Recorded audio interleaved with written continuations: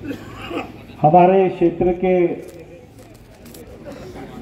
MCD के DC महोदय भाई संदीप गहलोत जी, हमारे जिला के अध्यक्ष भाई राजकुमार ग्रोवर जी, हमारे भाई नरेंद्र चावला जी, यहां से हमारी निगम पार्षद उर्मिला चावला जी, इस विकसित भारत संकल्प यात्रा के दिल्ली प्रदेश के संयोजक हमारे भाई राकेश प्रजापति जी,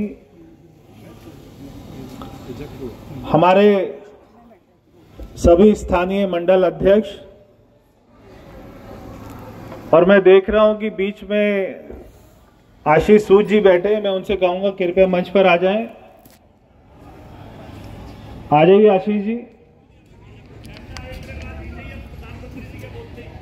हाँ जी ठीक है, कोई बात नहीं, हमें भी बैठना। आइए, आ जाओ आ जाओ।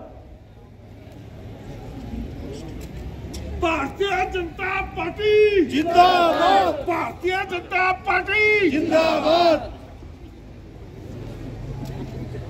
भारतीय जनता पार्टी जिंदाबाद।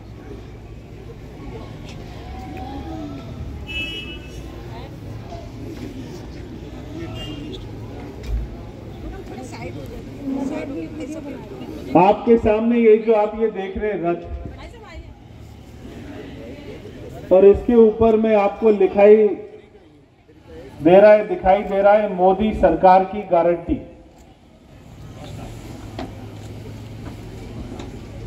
एक आपने पहले भी रामायण में रथ देखा था, अश्वमेध यज्ञ जब हो रहा था तो उन्होंने रथ चलाया था। ये जो रथ है ये साक्षात मोदी सरकार की गारंटी का रथ है, और आज तक 2014 से मोदी सरकार बनी है। जो भी मोदी ने वायदा किया देशवासियों को, हर वायदा मोदी सरकार ने पूरा किया, और जो आपसे वायदा नहीं किया था वो सारे काम भी मोदी सरकार ने पूरे किए।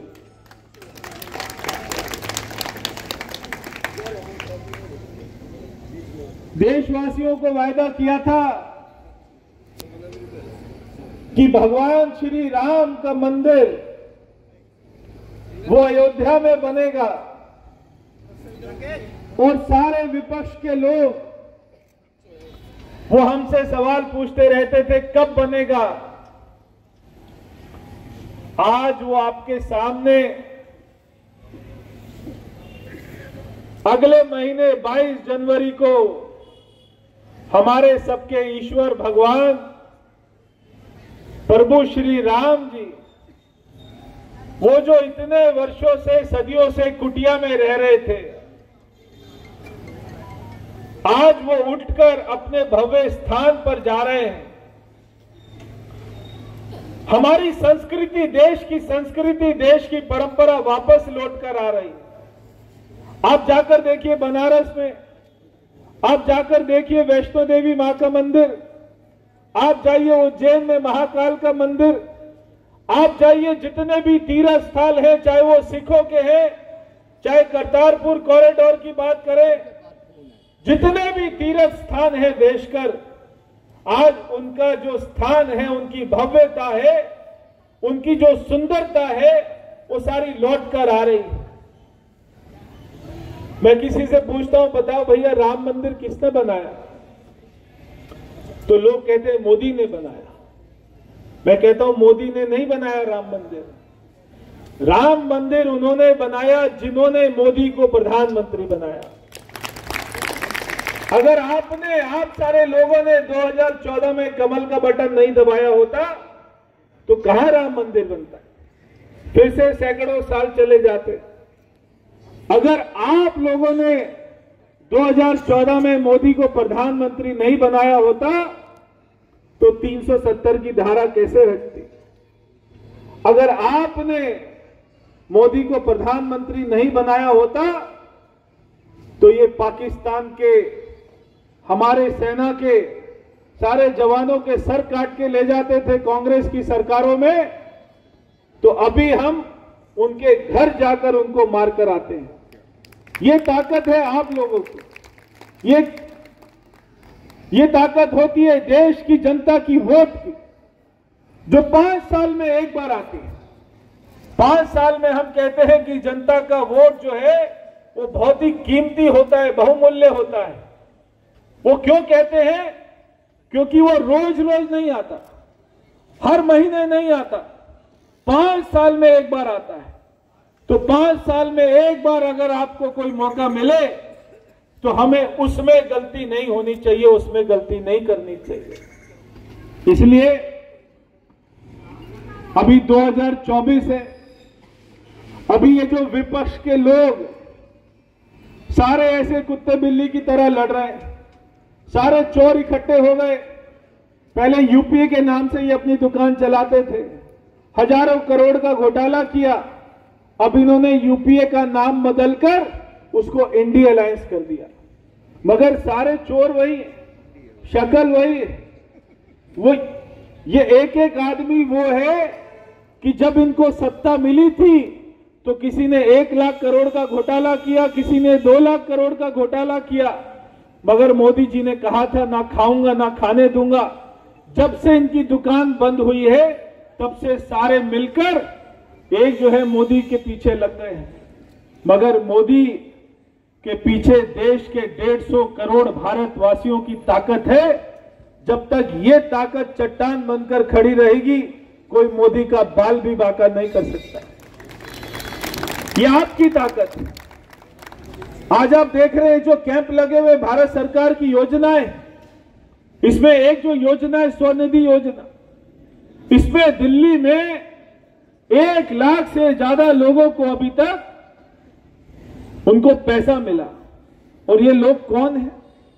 ये लोग वो लोग हैं जो कोई अपना रेड़ी लगाता है, कोई मोची का काम करता है, कोई पटरी पे काम करता है, कोई सब्जी की रेड़ी लगाता है। ये सारे वो लोग। अब इन लोगों के पास तो कोई गारंटी नहीं थी। अगर बैंक इनको लोन देता था तो बैंक कहता था गारंटी बताओ, कोई कागज दिखाओ। मगर मोदी ने कहा इन सारे गरीब लोगों की गारंटी नरेंद्र मोदी है। इनको बिना गारंटी के लोन दिया जाए, बिना किसी सबूत के कागज के लोन दिया जाए। आज 1 लाख से ज्यादा लोगों को लोन मिला है। और सबसे बड़ी बात क्या है कि इनको ब्याज मुक्त लोन जो मिलता है, ये लोन 100% ये गरीब आदमी मेहनत करके वापस लौटाते हैं। जब ये लोन वो वापस लौटाते हैं, फिर वो हकदार होते हैं कि 50,000 रुपए का लोन भी मिले। और जब वो 50,000 रुपए भी वापस करते हैं तो वो 5 लाख के हकदार हो जाते हैं कि 5 लाख का लोन मिले।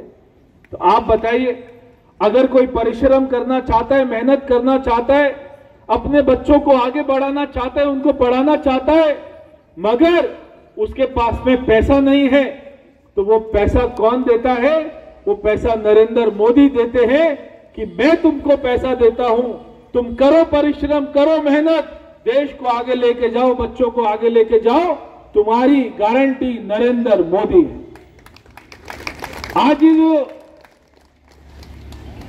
आप ये सारी स्कीम देख रहे हैं, ये सारी स्कीम के अलावा भी ऐसी 500 स्कीमें हैं जो देश के गरीब, किसान, मजदूर, हमारी महिला, हमारी बेटियां, हमारे सारे युवा, ये सारे वर्गों के लिए स्कीम है। और हमारे मोदी जी कहते हैं मेरे लिए कोई जाति नहीं, मेरे लिए देश में केवल 4 जातियां हैं। एक है देश का युवा, एक है देश की महिलाएं, एक है देश का गरीब और एक है देश का किसान। ये 4 जातियों का मैं जो है प्रधानमंत्री हूं। और ये चारों जातियां ही सारे पूरे देश को कवर कर लेती हैं। इसलिए कोई जाति धर्म की बात नहीं है। ये चारों लोगों का, हमें चारों वर्गों का उत्थान करना है। केवल ये संकल्प के साथ में हमारे प्रधानमंत्री जी आगे बढ़ रहे हैं। तो ऐसा प्रधानमंत्री हम तो सपने में भी नहीं सोच सकते कि देश में ऐसा कभी कोई प्रधानमंत्री मिलेगा जो 24 घंटे में से 20 घंटा काम करेगा, जो रात को भी सपना आता है कि मैं और क्या करूं, मैं और कल क्या करूंगा, मैं कौन सा गरीबों के लिए काम करूं, कौन सा युवाओं के लिए काम करूं, ऐसा प्रधानमंत्री कहां मिल सकता है। आज जो हमारे पासपोर्ट की ताकत हो गई, पूरे विश्व में जाओ, हमारे बच्चे तो कहीं ना कहीं पढ़ते होंगे, विदेशों में नौकरी करते होंगे। आज उनसे पूछो, कोई आपका रिश्तेदार रहता हो, कोई मित्र रहता हो, दूर रहता हो, उससे पूछो कि बताओ भैया भारत की ताकत क्या है, आज हमारे प्रधानमंत्री की ताकत क्या है, तो वो बताएंगे कि 10 साल में जमीन आसमान का फर्क है। पहले भारतीय पासपोर्ट को देखकर वो सारे 50 सवाल पूछते थे, आज भारतीय पासपोर्ट को देखकर वो खड़े होकर सैल्यूट मारते हैं कि ये भारतीय पासपोर्ट लेकर बैठा है। अभी आपने देखा यूक्रेन, जो अभी वहां पर युद्ध चल रहा है, जब भी हमारे बच्चे फंस जाते हैं वहां पर युद्ध में, कोई भी विदेश में कहीं पर भी भारतीय बच्चा अगर कहीं पढ़ रहा हो और वहां पर उस देश में कोई संकट आती है, तो अगर हमारा बच्चा फंस जाता है तो पूरे दुनिया में सबसे सुरक्षित, सबसे पहले अगर किसी भारतीय का, अगर किसी देश का बच्चा वापस आता है तो वो भारत का बच्चा सकुशल वापस आता है। अभी जो युद्ध चल रहा है वहां तो बहुत ही हैरानी वाली बात है। तो वहां पर जब बताया गया कि बहुत सारे भारतीय बच्चे हैं, तो वहां पर बताया गया कि जो बस में भारतीय बच्चा निकलेगा, केवल उसमें तिरंगा झंडा लगा देना, कोई आपको रोकेगा नहीं, कोई गोली नहीं चलाएगा। और यहां तक कि तो बाद में देखने में आया, जो पाकिस्तान के बच्चे भी थे वो भी हाथ में तिरंगा झंडा लेकर चल रहे थे कि कोई उन्हें गोली ना मार दे। ये ताकत है भारत की। आज जो भारत आगे बढ़ रहा है, मैं आपको ये पूरे संकल्प के साथ में, विश्वास के साथ में कह सकता हूं कि आने वाले सदी वो भारत की सदी होगी। आने वाला समय वो भारत के युवाओं का समय होगा। आने वाला समय वो भारत को दोबारा से दुनिया में सोने की चिड़िया कहलाएगा। आज आप हमारी अर्थव्यवस्था देखिए, पूरे दुनिया में सारी अर्थव्यवस्था चरमरा गई। आज अमेरिका को देखो, वहां पे हालत कैसे है। अगर पूरे दुनिया में सबसे अच्छी अर्थव्यवस्था आज कहीं है तो वो भारत की अर्थव्यवस्था है। जितना जीडीपी ग्रोथ हमारा है इतना दुनिया में कहीं नहीं, जितना जीएसटी रेवेन्यू हमें आ रहा है इतना पूरे दुनिया में कहीं नहीं, जितना युवाओं को रोजगार मिल रहा है, जितना स्टार्टअप हो रहा है इतना दुनिया में कहीं नहीं। आज चाहे किसान की बात करो, आज चाहे नौकरियों की बात करो, आज चाहे सड़कों की बात करो। अभी हमारे क्षेत्र में एक हमने नई सड़क बनाई है जिसको यूया 2 कहते हैं। 8,000 करोड़ रुपए की लागत से मैंने वो सड़क बनवाई। पहले वो डीडीए बना रही थी, डीडीए ने 30 साल लगा दिए। मैंने उसको गडकरी जी को बोलकर उसको एनएचआई को ट्रांसफर करवाया। आज पूरे दिल्ली में अगर सबसे ज्यादा विकास का कई काम हुआ है वो हमारी लोकसभा में हुआ है। चाहे वो 8,000 रुपए की, चाहे वो 8,000 करोड़ की सड़क की बात हो, चाहे भारत वंदना पार्क हो, चाहे नजफगढ़ का हॉस्पिटल हो, चाहे तिलक नगर का हॉस्पिटल हो, चाहे इंटरनेशनल कन्वेंशन सेंटर है जो 28,000 करोड़ रुपए का है, चाहे द्वारका से मुंबई एक्सप्रेसवे है। इतने सारे काम जो हुए हैं, अगर पूरे दिल्ली की तुलना करो तो बाकी 6 लोकसभा का बजट एक तरफ है और अकेली पश्चिमी लोकसभा का बजट एक तरफ है। ये जो अभी सड़क निकली है, ये जो सड़क निकली है, ये सारी कॉलोनियों के बीच में पूरी अलीपुर से लेकर शिव मूर्ति तक। अगर आपसे कोई पूछे कि भैया शिव मूर्ति पे आप हो और वहां से अलीपुर जाना है तो कितना समय लगेगा, आप बोलोगे 1.5 से 2 घंटा लगेगा। मगर आपको मालूम है 3 महीने के बाद क्या होने वाला है। जैसी ये सड़क खुल जाएगी 3 महीने के बाद आपको शिव मूर्ति से अलीपुर जाना है तो कितना समय लगेगा, केवल 20 मिनट का समय लगेगा। पूरे नॉर्थ दिल्ली को पूरी साउथ दिल्ली से मिला दिया है, सारे गांव को, कॉलोनियों को पूरी साउथ दिल्ली से मिला दिया है। पहले जो है नॉर्थ दिल्ली साउथ दिल्ली में इतना फर्क होता था, आज जो है 15 मिनट का रास्ता रह गया है। यहां से अगर आप जो रजौरी गार्डन जाओ तो आधा घंटा लगेगा, मगर अलीपुर से शिव मूर्ति आना है या पूरे आपको द्वारका से अगर एयरपोर्ट जाना है तो अंडरग्राउंड पूरा एयरपोर्ट का रास्ता निकाल दिया है। तो इतने काम क्योंकि जहां पे जमीन अवेलेबल है वहीं पर काम होंगे। इतने काम जो हो रहे हैं ये केवल, और वो भी बिना भ्रष्टाचार के, 1 रुपए का भ्रष्टाचार का आरोप पिछले 9 सालों में 10 सालों में कोई विपक्ष की पार्टी भी मोदी सरकार के ऊपर लगा नहीं पाई। 1 रुपए का भ्रष्टाचार का आरोप। तो इसलिए मेरे को मालूम है 2024 में सभी चाहते हैं कि मोदी जी दोबारा बने। अब 2024 की लड़ाई बची नहीं है, अब 2029 की लड़ाई है, और हमारी लड़ाई तो एक और है। मैं तो रोज भगवान से प्रार्थना करता हूं कि भगवान हमारे मोदी जी को अच्छा स्वास्थ्य देना, लंबी आयु देना, स्वस्थ शरीर देना, ताकि वो जब तक उनका शरीर अच्छा रहे वो हमारे देश की ऐसी ही सेवा करते रहें।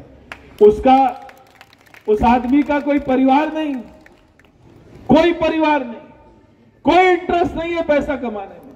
20 सालों में 2 एकड़ जमीन भी उस आदमी के पास नहीं है। आज भी उसके भाई, उसके भाभी, उनके जो है भतीजे भांजिया जो भी है, हमें तो पता ही नहीं है कौन कौन, क्योंकि कोई अपना बस में घूम रहा है, कोई ट्रेन में घूम रहा है। उनकी माता जी भी कभी प्रधानमंत्री आवास में नहीं रही, हमेशा गुजरात में उसी फ्लैट में रहती थी जहां पे वो हमेशा थी। और मुझे तो बड़ा आश्चर्य हुआ, और आपको भी हुआ होगा, जब उनकी माता जी का देहांत हुआ। अभी मैंने सोचा पूरे देश में सारे मुख्यमंत्री, सारे गवर्नर, सारे मंत्री सारे वहां पहुंच जाएंगे, क्योंकि प्रधानमंत्री जी के मां का देहांत हुआ। मगर प्रधानमंत्री जी ने सबको पहले ही मैसेज कर दिया कि कोई अपना समय ना बर्बाद करे भैया, मैं बेटे के रूप में जाऊंगा, अंतिम संस्कार करके 4 घंटे में वापस आके अपने दफ्तर में काम करूंगा देश के लिए। इसलिए कोई भी गवर्नर, कोई मुख्यमंत्री, कोई मंत्री, कोई उपराष्ट्रपति, कोई राष्ट्रपति, कोई नहीं आएगा। समय खराब मत करो, मुझे कोई फॉर्मेलिटी नहीं चाहिए। एक बेटे के रूप में मेरे परिवार के लोग जाएंगे, मां का संस्कार करेंगे, और शाम को 6 बजे दफ्तर में बैठकर मीटिंग कर रहे थे, देश के लिए निर्णय कर रहे थे। ऐसा प्रधानमंत्री कोई सोच वाला मिल सकता है? नहीं मिल सकता। इसलिए ये तो चाहे आम आदमी पार्टी हो, चाहे कांग्रेस हो, सभी मानते हैं कि भैया मोदी जैसा कोई नहीं। और ये कैसे लड़ रहे हैं आप देखिए। अभी संसद में वहां पे हमारे उपराष्ट्रपति का मजाक उड़ा रहे हैं। आप देखिए गरिमा ही खत्म हो गई, स्तर ही खत्म हो गया। आपको लड़ाई का कोई तो स्तर रखो। अगर आप जो है विपक्ष में हो, इसका मतलब ये थोड़ी ना कि राष्ट्रपति उपराष्ट्रपति को भी गालियां दोगे, केवल इसलिए क्योंकि एक वो आदिवासी महिला है, और एक वो किसान का बेटा है, और एक वो चाय वाला प्रधानमंत्री बन गया। तो राहुल गांधी को हजम नहीं होता। वो सोचता है आज भी ये देश उसके बाप की बपोती है, आज भी वो शहंशाह है, आज भी वो राजकुमार है, आज भी वो महाराज। इसलिए उसको विश्वास नहीं होता कि ऐसे गरीब लोग वो देश के इतने ऊंचे पदों पर बैठ रहे हैं, ये कैसे बैठ सकते हैं, और ये मेरे को कैसे अपना काम बता सकते हैं। इसलिए वो खड़ा होकर एक वहां पे सांसद उपराष्ट्रपति का मजाक उड़ा रहा है। सवाल ये नहीं कि उसको हमने बनाया, सवाल यह है कि वो देश का उपराष्ट्रपति है, वो संवैधानिक के सबसे ऊंचे दूसरे पद पर बैठा है। एक सांसद मजाक उड़ाता है तो राहुल गांधी अपनी जेब से मोबाइल निकालकर बंदर की तरह वहां पे वीडियो बना रहा था, और बाद में कह रहे वो तो मैंने खाली वीडियो बनाया, मैंने क्या गलत काम किया। उसको लल्लू राम को यह भी नहीं पता कि उपराष्ट्रपति का मजाक उड़ा रहा है, तो तूने उसको रोकना चाहिए, उसको मना करना चाहिए, मगर तू उसका वीडियो बनाकर उसको प्रचारित कर रहा है। कैसा आदमी। और ये इंडिया अलायंस के लोग उसको कह रहे ये हमारा प्रधानमंत्री बनेगा। तो ये देश की गरीब जनता, किसान लोग, युवा, महिलाएं तय करेंगे कि उनका प्रधानमंत्री कौन बनेगा। और अभी जो 3 राज्यों के चुनाव आए हैं वो तो सेमीफाइनल था, अभी तो फाइनल है। पिछली बार 300 का नारा था, इस बार हर आदमी कह रहा है कि मैं गुरुद्वारे में जाकर 101 का प्रसाद और चढ़ाऊंगा, 101 और ऐड करूंगा, तो 300 प्लस 101 401 का नारा इस देश में है। 400 सीटें, ताकि दुनिया को लगे हाँ भाई इस देश के लोग वो अच्छे ईमानदार अच्छे काम करने वाले आदमी के पीछे खड़े हैं और देश हमारा मजबूत है। वरना आज देश को आगे बढ़ता हुआ देखकर पूरी दुनिया, केवल मैं कहूंगा कांग्रेस ही नहीं, पाकिस्तान नहीं, चाइना नहीं, मैं कहूंगा पूरी दुनिया चाहती है कि मोदी प्रधानमंत्री ना बने। पूरी दुनिया चाहती है, क्योंकि पूरी दुनिया ये देख नहीं पा रही है कि भारत कितनी तेजी से आगे बढ़ रहा है। ये उनको हजम नहीं हो रहा, इसलिए पूरी दुनिया चाहती है और सारे चाहते हैं कि उसका देश सबसे आगे बढ़े। तो एक दूसरे को आगे बढ़ते हुए देखने में उनको काटने का मन करता है, उनको नीचा करने का मन करता है। मगर मुझे मालूम है ये देश की परंपरा, संस्कृति, इतिहास ये बताता है कि जब जब हमारे ऊपर में कोई भी दुश्मन हमला हुआ है तो पूरा देश एक होकर खड़ा हो गया है। और ये समय है एक होकर खड़े होने का, और ये समय है मोदी को दोबारा से 400 सीटें देकर दोबारा से देश का प्रधानमंत्री बनाने का। वही हमारा देश का जो यज्ञ चल रहा है उसमें हम सब भारतवासियों की आहुति होगी। तो मैं आप सभी, आप यहां पे विकसित भारत संकल्प यात्रा में आए। विकसित भारत हमको बनाना है। 2047 में देश हमारा विकसित होगा। विकसित होने का मतलब है कि कोई भी अनपढ़ नहीं होगा, गरीब नहीं होगा, सबके पास में पैसा कमाने का साधन होगा, सारी सड़कें अच्छी होंगी, सारे स्कूल, हॉस्पिटल हर समाज में, हर क्षेत्र में अच्छे होंगे। तो पूरा विकसित भारत को संकल्प बनाने का काम ये केवल भारतीय जनता पार्टी का नहीं है, ये केवल हम जैसे कार्यकर्ताओं का नहीं है, ये देश के हर भारतवासी का ये जो है अपना प्रण होना चाहिए कि मैं विकसित भारत बनाऊंगा। अभी मेरे साथ में एक बार खड़े होकर हम सभी शपथ लेंगे कि हम 2047 में भारत को विकसित भारत बनाएंगे।